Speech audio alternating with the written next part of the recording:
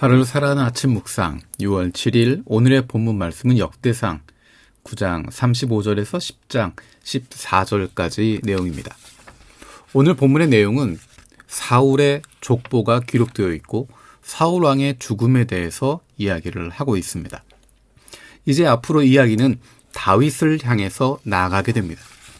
다윗 앞에 있었던 왕, 사울 왕의 이야기를 하기 위해서 사울의 족보를 이야기하고 사울 왕의 죽음에 대해서 이야기를 하고 있습니다. 그런데 재미있는 것은 사울이 왜 죽었는지에 대한 설명입니다. 10장 13절, 14절에 이렇게 이야기합니다. 사울이 주님을 배신했기 때문에 이렇게 죽었다. 그는 주님의 말씀을 지키지 않았고 오히려 점쟁이와 상의하며 점쟁이의 지도를 받았다.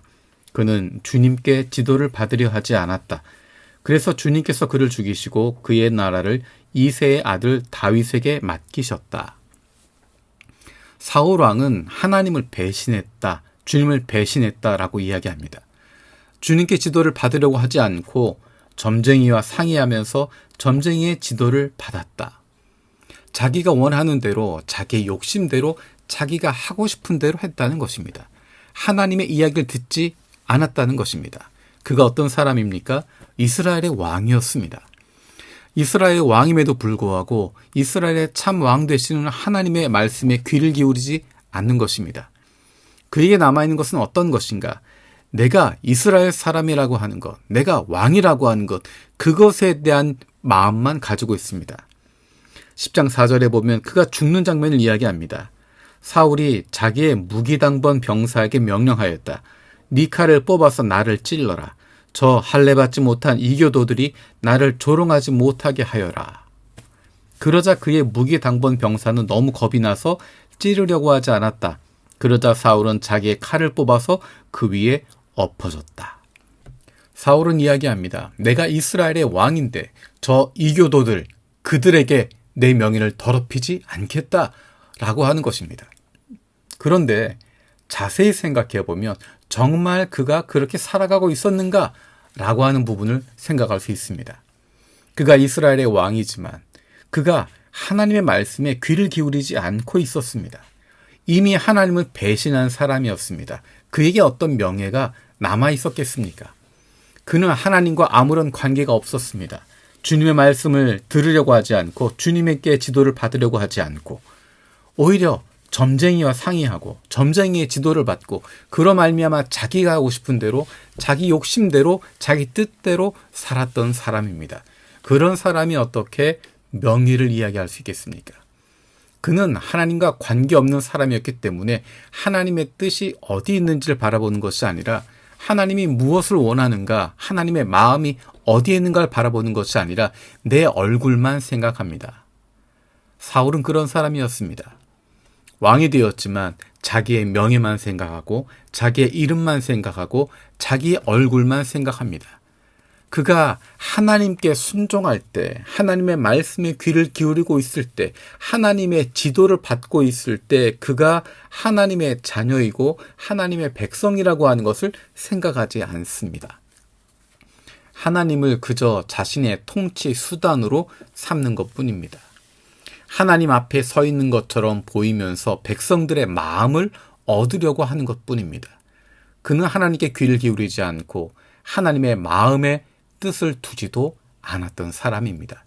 하나님을 자기의 통치 수단으로 삼고 사람들 위에 군림하기 위한 수단으로 삼았던 것뿐입니다. 그래서 성경은 그가 하나님을 배신했기 때문에 이렇게 죽었다. 이렇게 비참한 죽음을 당했다. 라고 이야기하는 것입니다. 하나님께 버림받게 된 것입니다. 사실 사울 왕의 이 모습은 사울 왕 한 사람의 모습이 아니라 이스라엘 백성들의 모습입니다. 그들이 하나님의 백성이라고 이야기하고 우리가 선민이라고 이야기하고 다른 민족들을, 다른 사람들을 다 멸시했습니다. 그런데 재미있는 것은 그들이 하나님의 백성이라고 이야기하고 하나님의 나라라고 이야기했지만 그들은 하나님의 말씀에 귀를 기울이지 않았고 하나님을 배신했던 사람들입니다. 이름만 남아 있었고 자부심만 남아 있었고 그들이 우월감만 남아 있던 것입니다. 그들은 이미 하나님과 아무런 관계가 없는 사람들이었고 우상 숭배하고 있었고 하나님을 배신했던 사람들입니다. 그런데 그들이 어떻게 우리가 하나님의 사람이라고 이야기하고 우리가 하나님의 백성이라고 이야기할 수 있었을까? 그렇게 믿고 있었기 때문입니다. 하나님과 관계 없으니까 하나님의 뜻을 모르니까 자신들이 잘못된 길로 가고 있음에도 불구하고 점쟁이에게 상의하고 점쟁이들과 우상 숭배하는 것들과 그 가운데 빠져 있으면서도 하나님의 백성이라고 착각하고 있었던 것입니다. 그 착각은 이스라엘이 멸망하는 것을 통해서, 그래서 포로가 되는 상황을 통해서 깨어지게 됩니다. 하나님을 우리가 배반했구나. 우리가 하나님을 떠나 있었구나. 우리가 우상 숭배에 빠져 있었구나. 하나님의 말씀에 귀를 기울이지 않았구나. 우리가 범죄했구나. 그것을 포로기에 깨닫게 되고, 포로에서 돌아온 유대인들은 가장 먼저 성전을 재건하고 하나님을 왕으로 인정하고 하나님의 말씀인 율법을 지키는 것에 목숨을 걸게 됩니다. 우리도 우리의 모습을 돌아보길 원합니다. 이름으로만, 겉으로만 하나님의 사람, 그리스도인, 믿는 사람, 그렇게 이야기하는 것이 아니라 정말 내가 주님의 말씀에 귀를 기울이고 있는지, 주님께서 나를 지도하고 계시는지, 내가 주님의 말씀을 따르고 있는지, 주님의 지도를 받으려고 하고 있는지 돌아볼 필요가 있습니다. 주님의 말씀을 듣는다고 하는 것, 주님께 지도를 받는다고 하는 것은 내가 싫어하는 것, 내가 원하지 않는 것, 내 뜻에 맞지 않더라도 하나님의 뜻이라면 순종하는 것이 하나님의 뜻을 따르는 것입니다.